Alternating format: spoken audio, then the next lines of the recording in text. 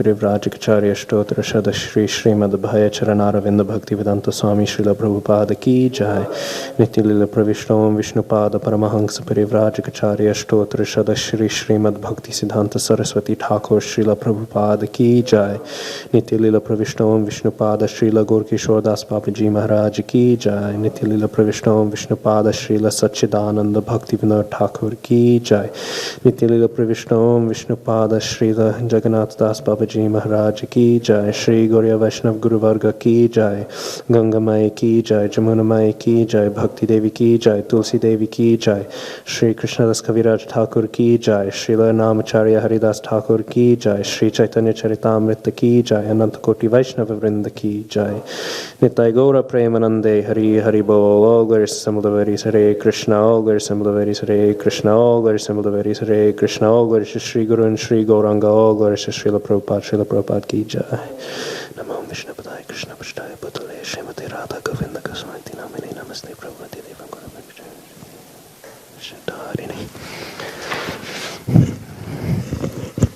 Okay. Is it a good distance? Yeah, okay. So, today we're continuing from Friday. We were discussing the nature of Jagannath Puri. Because Sachi Mata, she had requested that Sri Krishna Chaitanya Mahaprabhu, who is now no longer Vishwambar, but now in his sannyas pastimes, she's requested him to dwell in Jagannath Puri. And we were discussing a little bit about the tattva, the nature of Sri Jagannath Dham. But we'll continue a little, we'll wrap up this chapter, and then we'll discuss a bit further. Because after Sachimata, Haridas Thakur, he speaks much less, much shorter is his interaction with Mahaprabhu than Sachimata's, but it also reflects a very central notion of the tattva, the nature of Sri Jagannath Puri Dham. So, as we go on, Sachimata, she made this point, that Jagannath Puri and Navadvip, they are two rooms in the same house. And then she says, all you devotees will be able to come and go, and sometimes he may also come to take his bath in the Ganga. I do not care for my personal happiness or unhappiness, but only for his happiness. Indeed, I accept his happiness as my happiness. And here we read why Mahaprabhu had to follow her request, even though he uses the words of referring to her as his mother and all of these other things. Of course, that is one aspect to it, but the most essential aspect is because she is his devotee, because Sachimata is that great devotee of Sri Krishna Chaitanya Mahaprabhu. Therefore, she has bound him up. And therefore, because, like all great devotees, she accepts the happiness of Sri Krishna Chaitanya Mahaprabhu as her own happiness. Because she has done this, then she has qualified herself to be the greatest of devotees. And qualifying herself to do this, whatever her whim is, Krishna, and of course Mahaprabhu is Krishna, is fully under the control of that whim. And therefore, saying like this, reflecting the nature of her heart, there is no other option for Sri Chaitanya Mahaprabhu but to agree and to dwell in Jagannath Puri. So, after all the devotees informed Chaitanya Mahaprabhu of Sachimata's decision, he became very pleased. And then he offered respects to all the devotees and spoke to them as follows. He said, my dear friends, you are all intimate friends. You are all my intimate friends. Now I am begging a favor of you. Please give it to you. Give it to me. And what is that favor? Mahaprabhu says, please return home and begin chanting the holy name congregationally. He also requested them a further elaboration on this request, to worship Krishna, chant his holy name, and discuss his holy pastimes. And Srila Prabhupada, he says here, that this is reflecting that this Krishna consciousness movement, it is not purely only to be held by renunciates. Right now, because we were hearing a lot about Mahaprabhu stressing the necessity of his renouncing the world, of taking sannyas, in order for him to fully grasp his purpose. But here, the clarification is made, that this does not necessarily have to be the only way that one may delve into Krishna consciousness. And Prabhupada makes this point, It is not that everyone must go into a temple and fully renounce their householder life. Everyone can congregationally chant the holy names of Krishna, and one can also discuss the subject matter of Bhagavad Gita and Srimad Bhagavatam and install deities of Radha Krishna or Gaur Nitai or both and worship them very carefully in one's home. It is not that we have to open different centers all over the world. In fact, elsewhere, Srila Prabhupada would say that actually the building of these temples is more for preaching.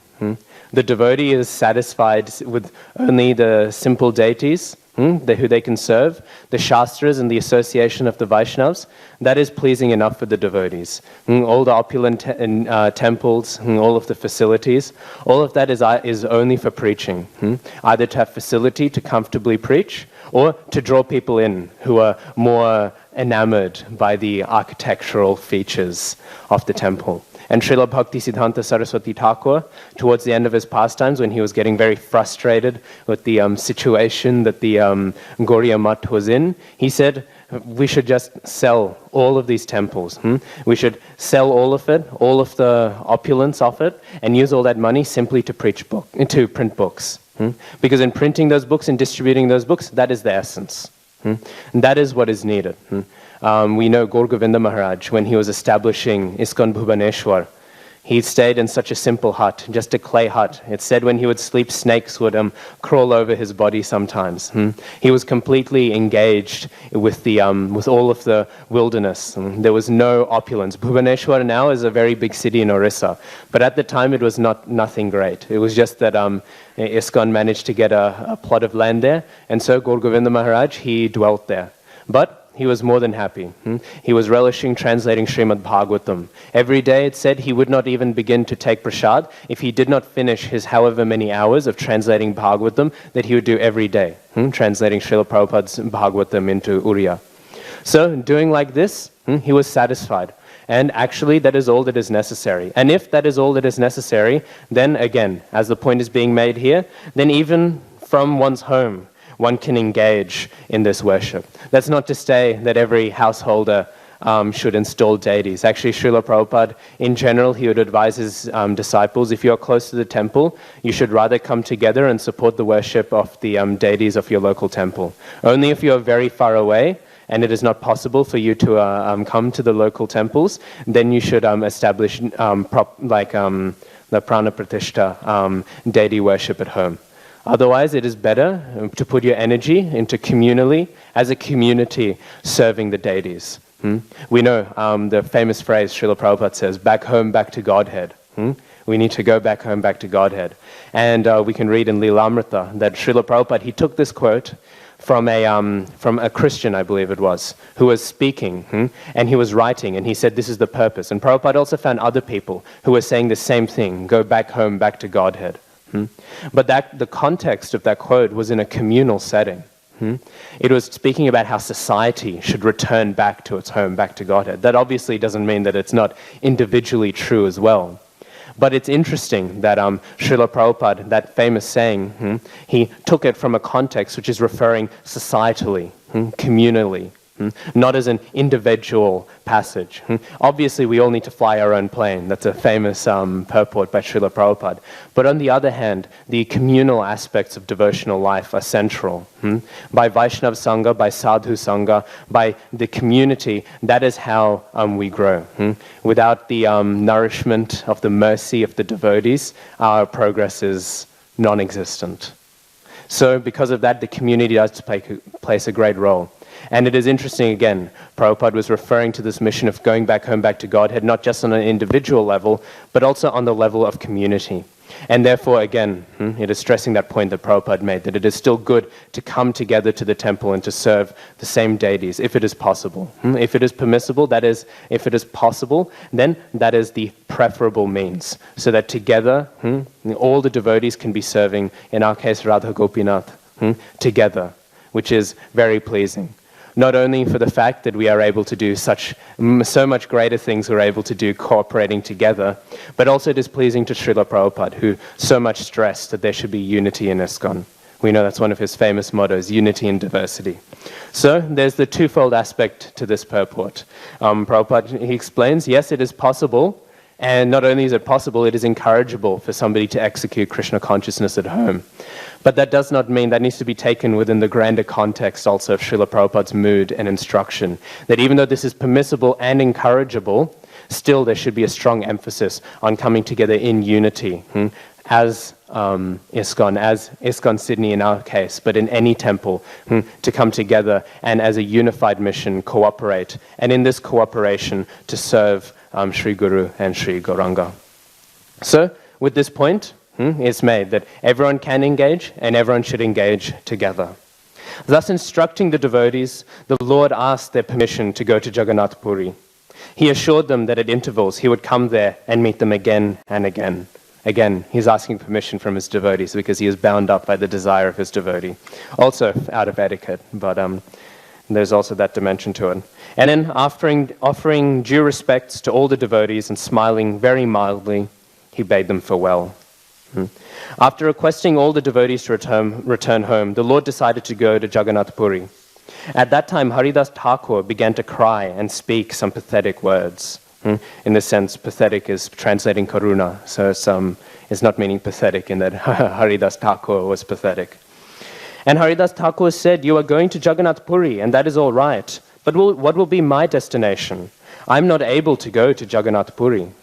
Because of course we know, we were discussing before, Haridas Thakur had taken birth in a Muslim family, and being in a Muslim family he was not treated so well. Even though he was, as Srila Prabhupada says here, he was to be accepted as a properly initiated Brahmin, as much as any other properly initiated Brahmin. Nevertheless, because of some bodily conceptions, he was not allowed to enter into all the places of Jagannath Puri. And therefore, he accepted this place humbly, saying, "I am not allowed in." He did not create a fuss. He could have created a fuss, how qualified he was, but he chose not to out of his humility. It is not that we demand, it is not a demand like a right, or everything in devotional life is kripa.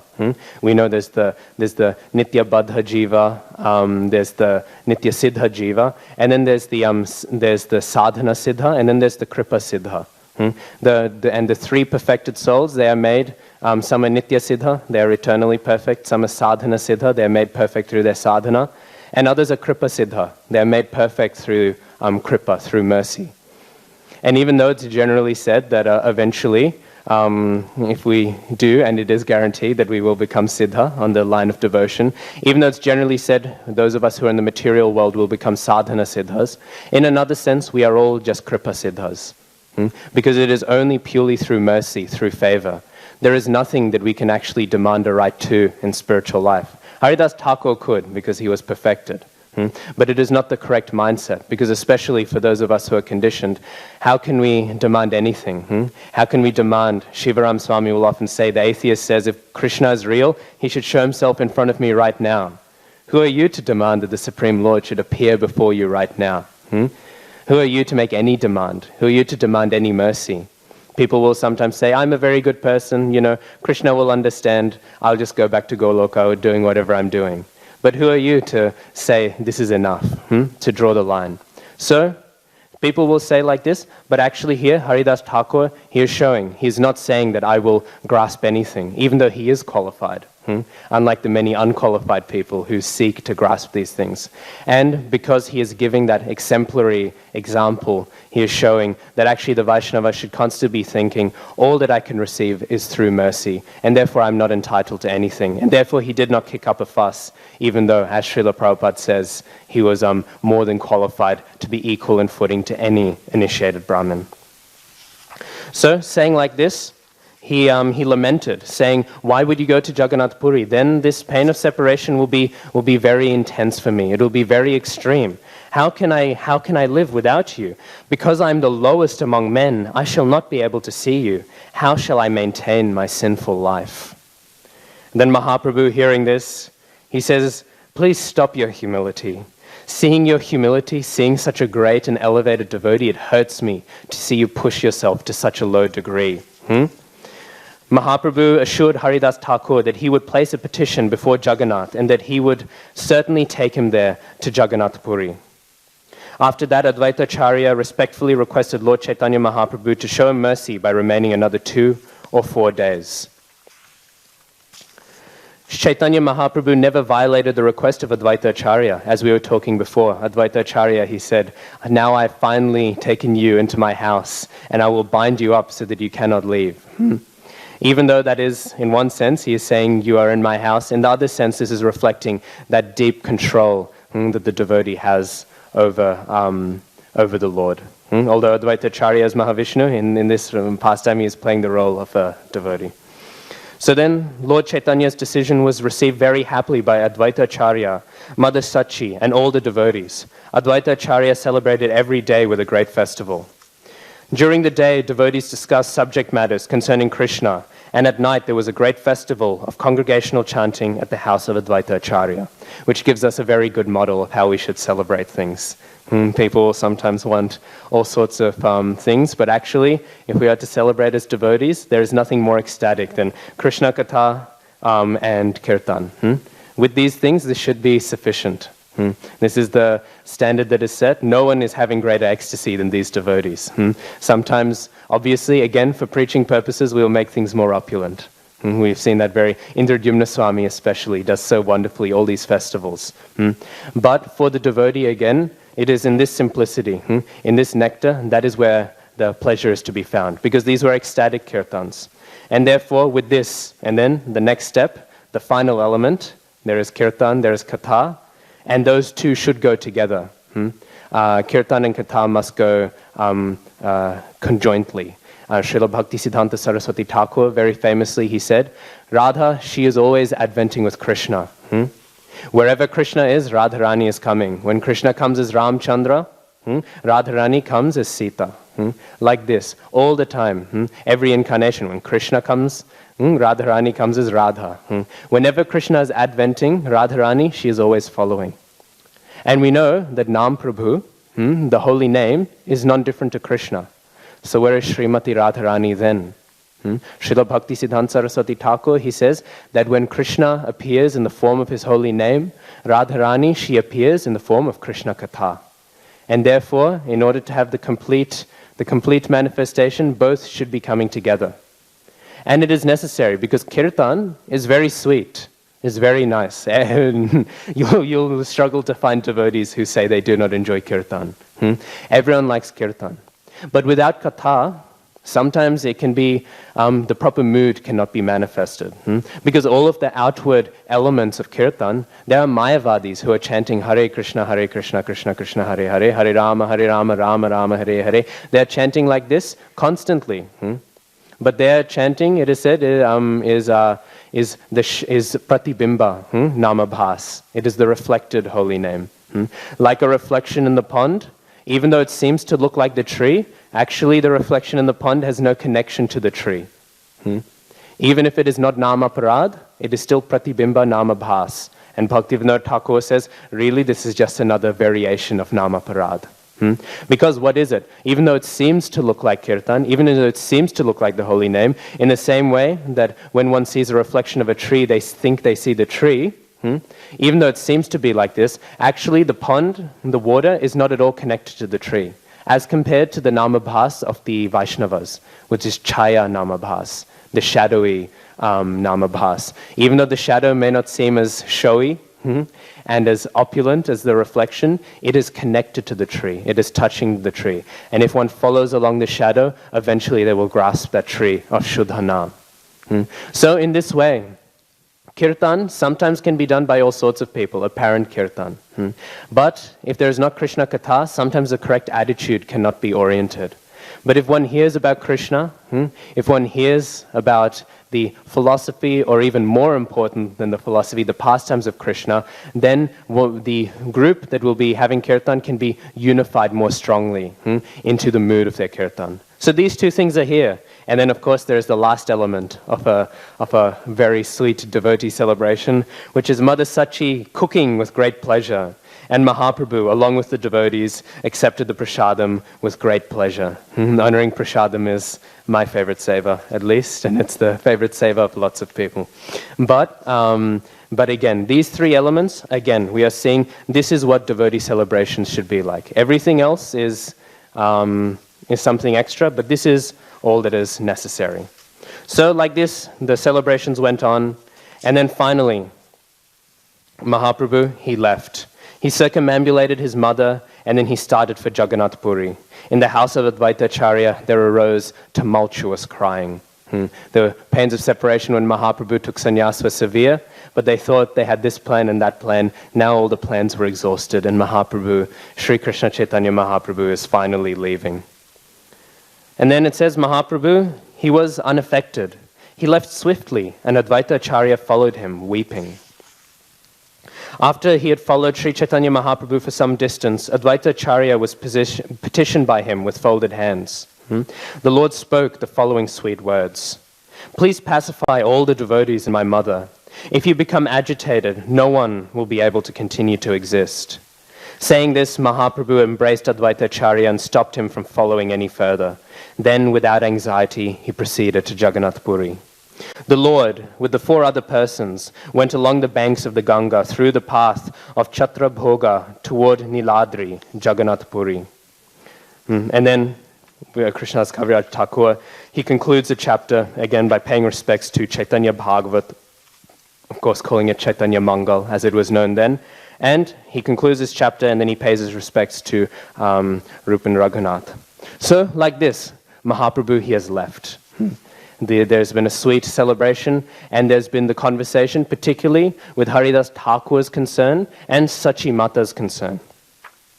But I thought we'll discuss a little more about the nature of Jagannath Puri, which he is going into, because both of their conversations they indicate different elements of the purpose of going to Jagannath Puri. So we were discussing that last time that Jagannath Puri, Sachimata, she says, the Navadvip and Jagannath Puri, they're like 2 rooms in the same house. Because they're all non-different. This triad, Vrindavan, Navadvip, Jagannath Puri, they're all the same place. But because they're different rooms, in the same way there's the kitchen, the bedroom, each different room has a different purpose. So, in the same way, each one of these dhams has its own purpose. The Navadvip dham is for Audarya, mercy. Vrindavan dham is for Madhurya, sweetness. Jagannath Puri dham, it is a mixture of all of 3, Aishvarya, Audarya and Madhurya. Aishvarya, of course, is opulence. It is fully manifest in the Vaikuntha planets where Narayan is ruling. And then it's mixed a little in Dwarka. The Aishvarya in Jagannath Puri, we'll get to that a little later, is a different type, however, than the mix of opulence and sweetness in Dwarka. There's a specific point regarding Lalita Madhav, which is, we were discussing the 2 plays of Rupa Goswami. One is in Dwarka and one is in Vrindavan. But actually, in a sense, Lalita Madhav isn't in Dwarka. It's actually, in a sense, in Vrindavan. But we'll get to that a little later, because that ties in to Jagannath Puri's true nature. So, there is this. And we were discussing as well that why would Mahaprabhu not go to Vrindavan? Why did he renounce to go to Jagannath Puri? Following his internal purposes, his internal purposes is to taste the mood of Srimati Radharani. It is to taste the mood of the gopis. But why wouldn't he then go to Vrindavan? What place is more resonating the mood of the gopis, of Srimati Radharani, than Vrindavan? And of course we discussed that this is because it is in Vrindavan, Mahaprabhu is reminded that he's Krishna. He's thinking, I've been here before. So it breaks him out. He cannot really dwell into that mood. He's reminded of all these things. But on the other hand, we may ask then why Jagannath Puri? And then we determined that, of course, according to Shastra, Vrindavan and Jagannath Puri, they're non-different. Jagannath Puri is called Gupta. Yes, Gupta Vrindavan. It's the hidden Vrindavan. So it is a hidden Vrindavan. So this question, so it is not different to Vrindavan, even though some people say it is like Dwarka. And in a sense, it is like Dwarka.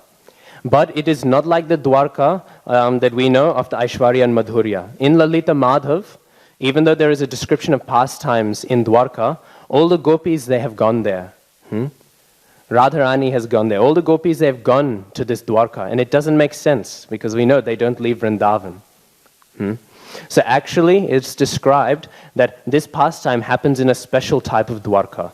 This is a special type of Dwarka that actually has the mood of Vrindavan.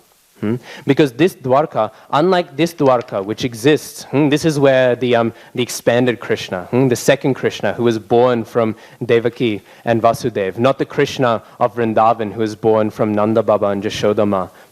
This Krishna, he goes there, and Aishwarya and Madhurya mix, and they're there collectively. But this other Dwarka, it also has Aishwarya and Madhurya, but its Krishna, it is not the Krishna of Devaki. It is a Krishna of Jashoda. It is a Krishna of Vrindavan. And therefore all the gopis and all can be there. But there is still Aishwarya and Madhurya. But this Aishwarya exists for a different purpose than the Aishwarya here. The Aishwarya here exists because of the bhava of the devotees here. They have some understanding of the opulence of Krishna, and therefore it must be there. But the Aishwarya and Madhurya in this other Dwarka, this Dwarka is the Dwarka that Jagannath Puri is non-different from. Because sometimes it's said Jagannath Puri is Dwarka, but it is not this Dwarka. Because people will say, Krishna, he was taken out of Vrindavan by Akrura on Akrura's chariot.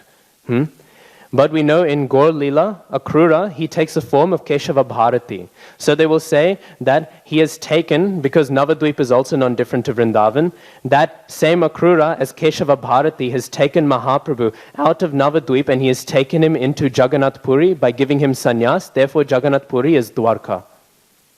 Because it lines up. But it is Dwarka, but it is this other Dwarka. Because unlike this Dwarka, whose opulence is determined by the bhava and the rasa of its inhabitants, this Dwarka, this other Dwarka, its opulence exists entirely to intensify the pure Madhurya rasa of its denizens. The people in this Dwarka, all the opulence that appears, it doesn't appear to contradict or to mellow down the intensity of the Madhurya, and instead exists to support it. That is why the gopis and the denizens of Raj in Lalita Madhava, they're there. They're not meant to go there. They're not meant to go to Dwarka. But they do in this one, because this one is there to support their rasa. And therefore, that is the Dwarka that Jagannath Puri is. So, Jagannath Puri is this Dwarka. And it is also non-different to Vrindavan. So Mahaprabhu is able to taste the moods of Vrindavan. It said Shiva at Parvati river, he was once doing severe tapasya. And during this tapasya, he was given a vision and he saw Vrindavan and Jagannath Puri. They are one and the same. We also know, we were reading in the second chapter of Madhya Lila, Mahaprabhu in his ecstasy, he would go around and he would see all the different elements. He would see all the different elements of Vrindavan in Jagannath Puri. He thought he was in Vrindavan while he was in Jagannath Puri, because actually these places are non-different. So then maybe we can ascertain this is why he did not go to Vrindavan. But one may ask why he did not go and stay in Navadvip. Of course we know he had to renounce Navadvip because of that, but even for the internal purpose, there is a further reason. Why he did not why he did not stay in Navadvip, even though it is non-different to Vrindavan, the question should be asked. And the reason why is because, again, we must understand why he went to Jagannath Puri. It is that internal purpose. When Mahaprabhu went missing from the Gambhira, he disappeared once, and all the devotees, they became very anxious. They thought, where has he gone? Where has he gone? Where has he gone? And they went, they were looking around. But the places they went to maybe didn't necessarily, some of them made sense, like the Gundicha Mandir, of course. Of course you'd want to go to Gundicha Mandir. Gundicha Mandir, it represents Vrindavan. It represents Vrindavan in Puri. During the Ratha Yatra festival, especially because he's so much meditating on the Ratha Yatra. They go to Narendra Sarovara, which also somehow makes sense. And Chataka Parvata. They go there, and these also make sense a little. But then at the end, where do they find him? They find him in Konark. They find him there, at the temple there, which is very far away. It's not exactly, why did they not look anywhere else? Why did they not look at a Krishna temple? Why did they not look anywhere else? There's all these different places they could have looked. His Grace Madhavananda Prabhu often tells a joke in regard to this. It's not a very good joke, but it illustrates the point. that there was a man who was standing lost and confused under a light, a street light. And another man came up to him and he said, what are you looking for? You've lost something. And he said, oh, I lost a bit of money a few meters up the road. And the other man said, well, why aren't you looking a few meters up the road? And then the man said, oh, well, the street light's here. It's not a few meters up the road, so I can't see there. So this is showing like sometimes people have a foolish mindset when they're searching for things. But this was not the mindset of the devotees who were looking for Mahaprabhu. These were very intimate devotees who were able to see him in the Gundicha, in the Gambhira pastimes. Why did they go there? Because at that place where they found him, they went to look for him there because that is a Surya temple. It is a temple dedicated to the sun god. And we know that Surya was also worshipped by Srimati Radharani. Because they understood so intimately the internal point, the internal purpose for Mahaprabhu going to Jagannath Puri, they could understand maybe where he would run to. Because they had understood his mindset. Radharani, she is worshipping the sun god. She is a devotee of Surya. So therefore they understood, because Mahaprabhu is so much immersing himself in this mindset, therefore he has gone there. That is how integral it was, that influenced their very, very, very intelligent and eventually correct thought process in identifying where Mahaprabhu went. So this mood is the reason why Mahaprabhu is manifesting these pastimes. And he could not do this in Navadvip, because who is in Navadvip? Narada Muni. We know Narada Muni is present. All these other devotees of various moods are present. When Mahaprabhu recedes and goes away, he needs, again, he tells them, please go back to your homes. He doesn't say, come with me. Who does he bring with him? He brings with him Rai Ramananda. He brings Swarup Damodar. He brings Gadadhar Pandit, Radharani, Lalita Sakhi, Vishakha Sakhi. All these intimate people who can help him dwell into that mood. In Navadvip, again, there is too much of a mix of associates. He cannot delve deep. He needs the assistance of those Sakhis, of those intimate associates, in order to delve deeper. So why not Vrindavan? Because he doesn't want to remember his Krishna. But also, in a sense, also in Navadvip, because he doesn't want to be reminded of any of the other moods that he could have. He wants to let those go, so that he can go deeper into Jagannath Puri Dham. And so, like this, he has gone. And and therefore, he is he's residing there, and he's dwelling there for a while, and tasting all these things. As we know, another reason why is Vrindavan. We were saying there's the Prema Dhara, there's the river of Prem, there's a river of Krishna Prem that flows, and there's two embankments. And one embankment is Vraj, the place of union, and the other is Jagannath Puri, the embankment of separation, which is why Jagannath Puri is sometimes called the Vipralamba Kshetra. It is the place of separation, the embankment of separation. On this river of Prem, Vraj is so defined. In a sense, Krishna never leaves Vrindavan.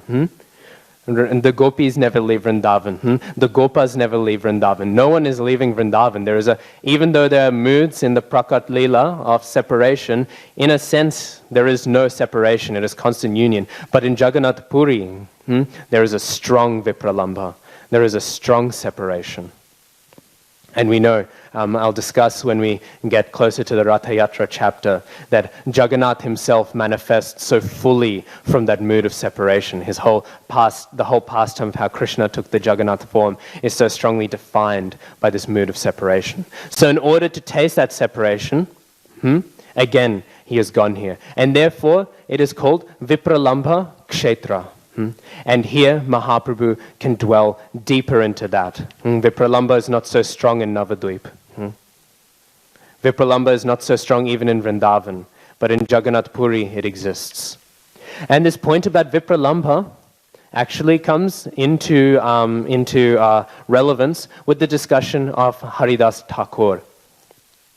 Haridas Thakur, he is lamenting. He is saying, I'm not able to access Jagannath Puri. And Mahaprabhu, obviously, and we know, he eventually does very much come close and Prabhupada actually mentions, in fact, even his samadhi, there is a place called Siddha Bakul, and there we can find the samadhi of Haridas Thakur, but he's feeling, I cannot even enter this place.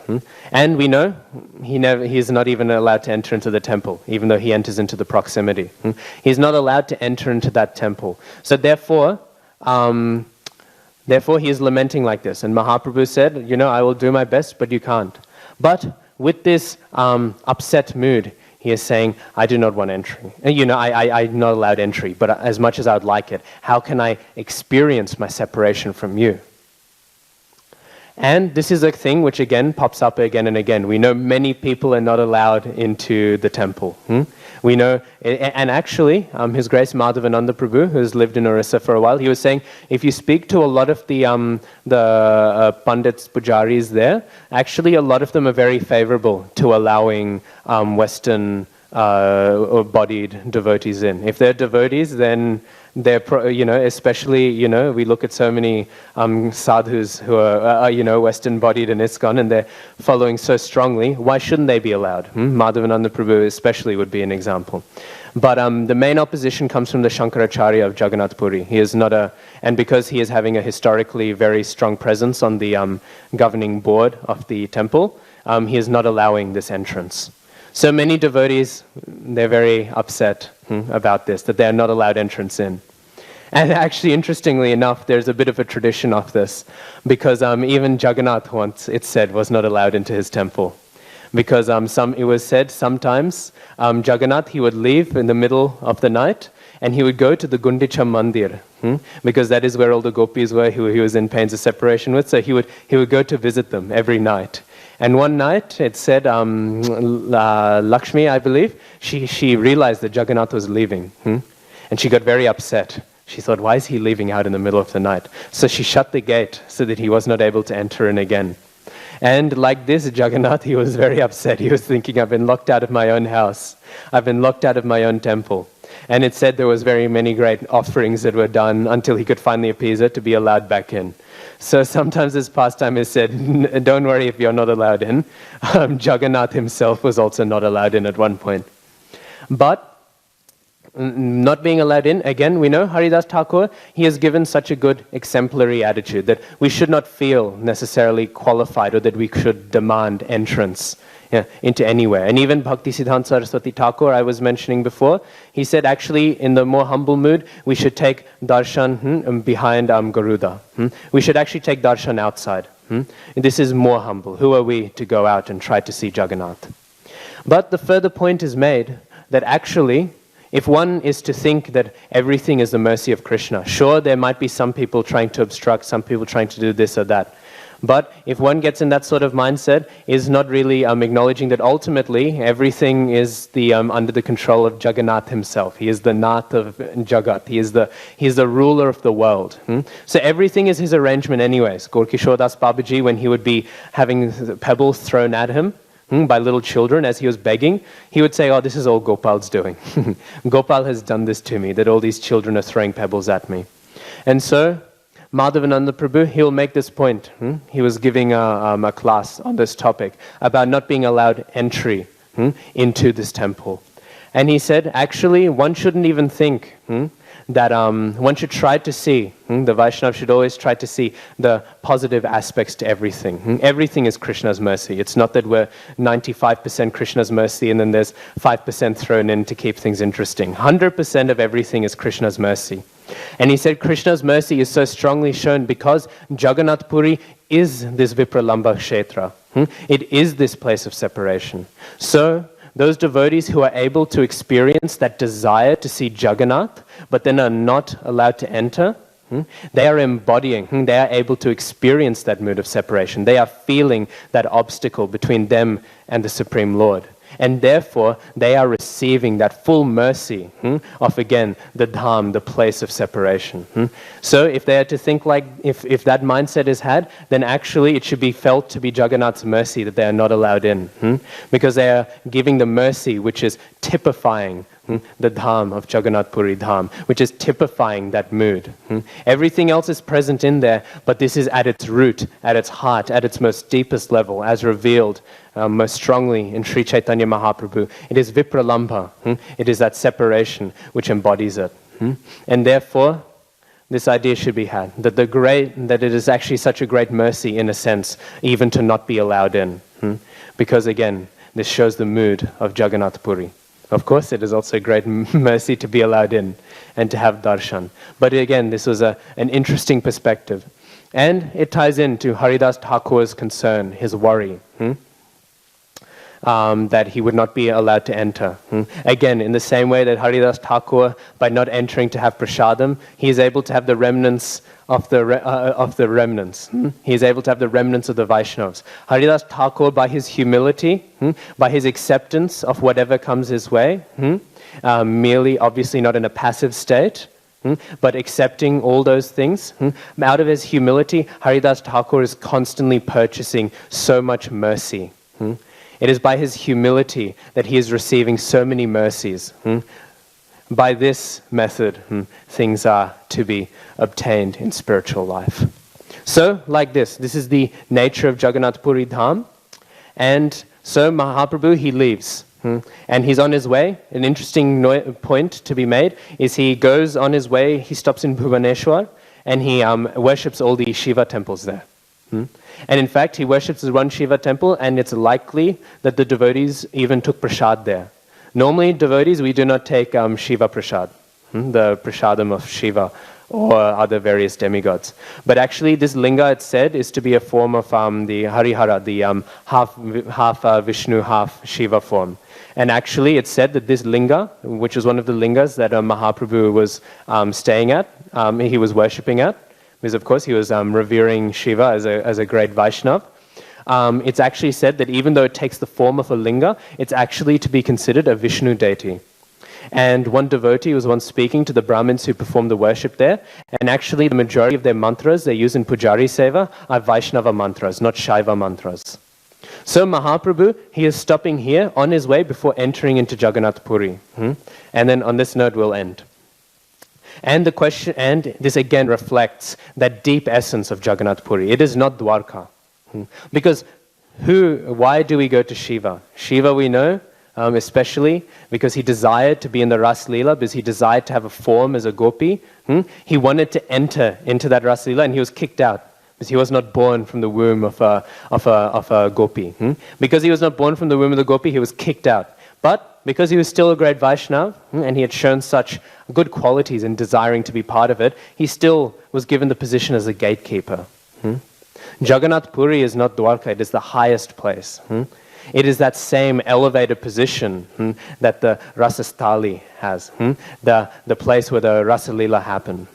In that same level of qualification, this is said why one of the reasons why Mahaprabhu came, because he came to pray to ask Shiva to allow him entrance into that deep dham. And so staying there, he worshipped at all those various Shiva temples, and especially that one, and praying like this there in Bhubaneswar, in all of these very, very many Shiva temples. There's so many there, actually. I saw a photo once. There's one temple, not a temple, I can't remember what the building is. It's some pious building. And actually, the whole building is there, but there is a hole in one section of the building. It's empty. There's nothing there. Because while they were building, they started excavating to expand the building. And when they excavated, they realized there was actually an old Shiva temple there. There was a Shiva linga there. And they thought, we can't build on top of the temple. We can't build and then walk across it and have our bedrooms here or whatever. So there was a whole hole in the building. So many Shiva temples there were that you can just find them excavating up at certain points. So like this, Mahaprabhu, he worshipped like this to, again, request entrance into this highest of places. Because Jagannath Puri is such a high place. And worshipping like this, he left there and he entered it. And entering it, we will begin to hear a bit of that in the following chapters of Sri Caitanya Caritamrita. Srila Krishnadas Kaviraj Thakur ki jai. Sri Caitanya Caritamrita ki jai. Namo Vishnu Padaya. Ananta Koti Vaishnava Vrinda ki jai. Namo Vishnu Padaya Krishna Prasthaya Putaresh.